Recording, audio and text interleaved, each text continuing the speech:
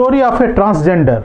ఒక ట్రాన్స్జెండర్ వ్యక్తి తన పేరు మార్చుకుందాం అనుకున్నాడు, జెండర్ మార్చుకుందాం అనుకున్నాడు. ఎందుకంటే మెడికల్ ట్రీట్మెంట్ చేయించుకున్నాడు, సెక్స్ రీఅసైన్మెంట్ సర్జరీ ఎస్ఆర్ఎస్ చేసుకున్నాడు. అదేవిధంగా చాలామంది మమ్మల్ని సంప్రదించారు. వాళ్ళు ఏంటంటే సైకాలజిస్ట్ దగ్గర వెళ్ళి సర్టిఫికెట్స్ తీసుకున్నారు. వాళ్ళు మేల్ చూడడానికి కానీ ఫిమేల్ చూడడానికి కానీ మేల్. ఇటువంటి కూడాను మనం government of India gazette publish చేసుకోవచ్చు.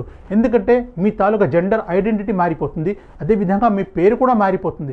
దానికి లీగల్ రూపం వేయడం చాలా అవసరం, లేదంటే మీ డాక్యుమెంట్స్లో చేంజెస్ అవ్వవు. సో మీరు కూడా ఒక ట్రాన్స్జెండర్ అండి అయిపోయిన తర్వాత మేల్ కానీ ఫిమేల్ కానీ అవదనుకుంటే మీరు మీ సైకాలజిస్ట్ని లేదా ఎస్ఆర్ఎస్ చేయించుకుని హార్మోన్స్ తీసుకుంటూ మీరు మమ్మల్ని సంప్రదించండి.